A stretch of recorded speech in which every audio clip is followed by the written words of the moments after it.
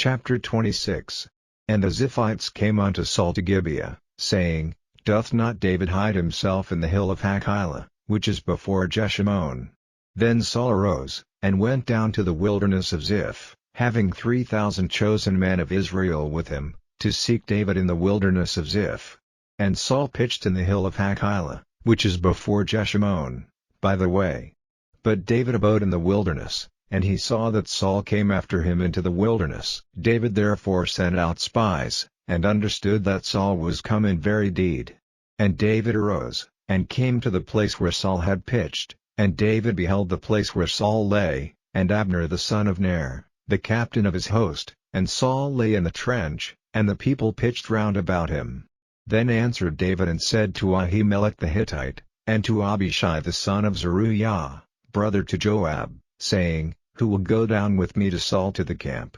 And Abishai said, I will go down with thee. So David and Abishai came to the people by night, and, behold, Saul lay sleeping within the trench, and his spear stuck in the ground at his bolster, but Abner and the people lay round about him. Then said Abishai to David, God hath delivered thine enemy into thine hand this day, now therefore let me smite him, I pray thee, with the spear even to the earth at once, and I will not smite him the second time. And David said to Abishai, Destroy him not, for who can stretch forth his hand against the Lord's anointed, and be guiltless? David said furthermore, As the Lord liveth, the Lord shall smite him, or his day shall come to die, or he shall descend into battle, and perish. The Lord forbid that I should stretch forth mine hand against the Lord's anointed, but, I pray thee, take thou now the spear that is at his bolster, and the cruse of water, and let us go. So David took the spear and the cruse of water from Saul's bolster, and they gat them away, and no man saw it, nor knew it, neither awaked, for they were all asleep, because a deep sleep from the Lord was fallen upon them. Then David went over to the other side, and stood on the top of an hill afar off, a great space being between them, and David cried to the people, and to Abner the son of Ner, saying, Answerest thou not, Abner? Then Abner answered and said, Who art thou that criest to the king? And David said to Abner, Art not thou a valiant man?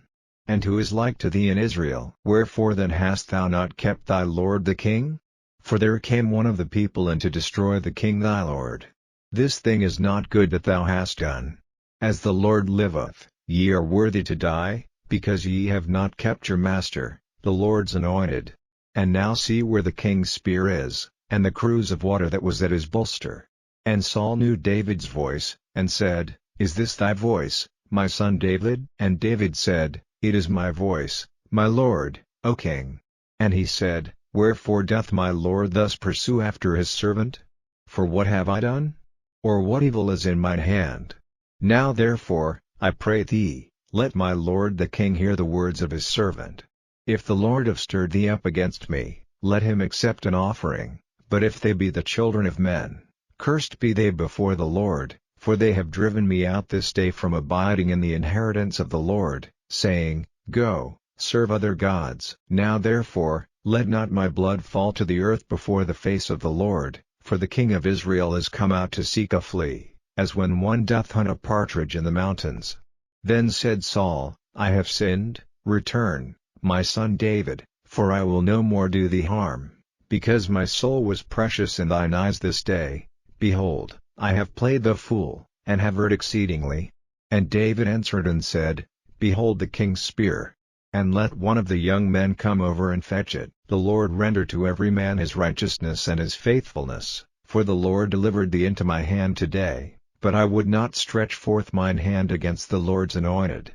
And, behold, as thy life was much set by this day in mine eyes, so let my life be much set by in the eyes of the Lord, and let him deliver me out of all tribulation. Then Saul said to David, Blessed be thou, my son David, thou shalt both do great things, and also shalt still prevail.